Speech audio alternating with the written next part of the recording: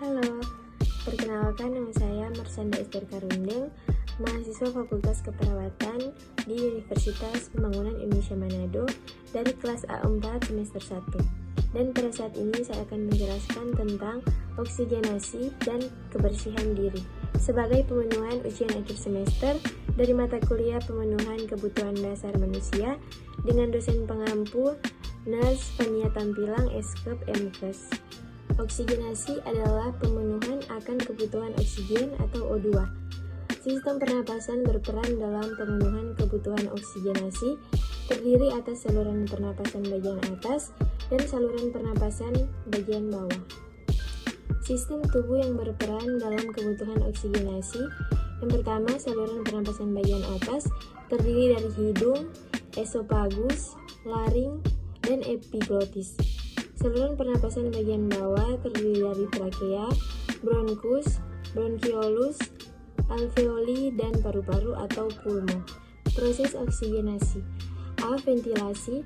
Ventilasi merupakan proses keluar masuknya oksigen dari atmosfer ke dalam alveoli atau dari alveoli ke atmosfer. B. Difusi gas. Difusi gas merupakan pertukaran antara oksigen di alveoli dengan kapiler paru dan CO2 di kapiler dengan alveoli. C. Transportasi gas. Transportasi gas merupakan proses pendistribusian O2 kapiler ke jaringan tubuh dan CO2 jaringan tubuh ke kapiler. Faktor yang mempengaruhi kebutuhan oksigen. Yang pertama, faktor lingkungan. Kondisi lingkungan yang dapat mempengaruhi kebutuhan oksigenasi seperti faktor alergi, ketinggian, dan suhu. Kondisi-kondisi tersebut mempengaruhi kemampuan adaptasi. Yang kedua, faktor gaya hidup. Kebiasaan merokok akan mempengaruhi status oksigenasi seseorang, sebab merokok dapat memperburuk penyakit arteri koroner dan pembuluh darah arteri. Yang ketiga, status kesehatan. Orang yang mempunyai penyakit jantung ataupun penyakit pernapasan dapat mengalami kesulitan dalam pemenuhan kebutuhan oksigen tubuh. Yang keempat, alergi pada saluran napas. Banyak faktor yang menimbulkan keadaan alergi, antara lain debu, bulu, serbuk benang sari bunga, kapuk, makanan, dan lain-lain. Pengertian kebersihan dan perawatan diri. Kebersihan diri. Kebersihan diri atau personal hygiene dan lingkungan merupakan bagian dari kehidupan kita sehari-hari. Oleh karena itu, sudah seharusnya kita sebagai manusia untuk selalu memperhatikan kebersihan diri dan lingkungan kita agar terhindar dari berbagai macam penyakit.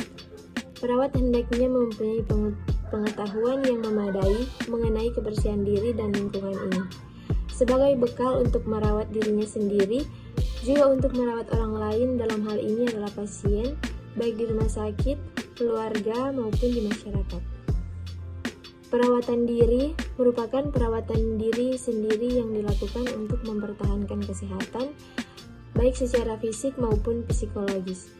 Menurut Depkes, perawatan diri adalah salah satu kemampuan dasar manusia dalam memenuhi kebutuhannya guna mempertahankan kehidupannya, kesehatan, dan kesejahteraan sesuai dengan kondisi kesehatannya.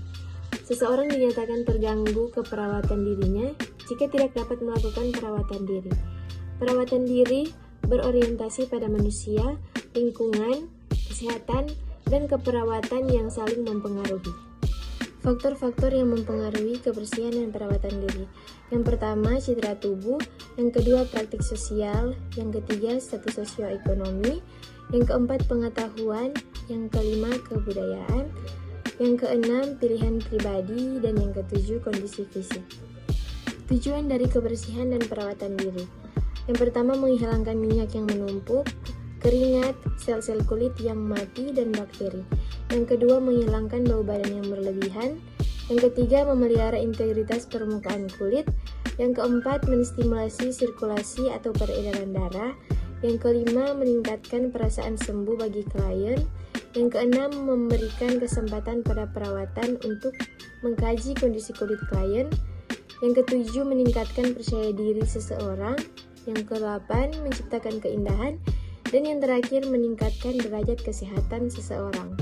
Sebelum saya mengakhiri video ini, Di sini saya ingin mengajak adik-adik atau teman-teman sekalian yang ingin melanjutkan studi di perguruan tinggi di bidang kesehatan, marilah bergabung bersama UNPIK khususnya di Fakultas Keperawatan yang memiliki 2 program studi ilmu keperawatan dan program studi nurse, dan yang tentunya sudah berakreditasi B dengan dosen-dosen yang profesional dan tentunya dengan harga yang terjangkau. Untuk itu, ayo segera daftarkan diri teman-teman dan mengajak saudara-saudari sekalian untuk bergabung bersama kami di Universitas Pembangunan Indonesia Manado.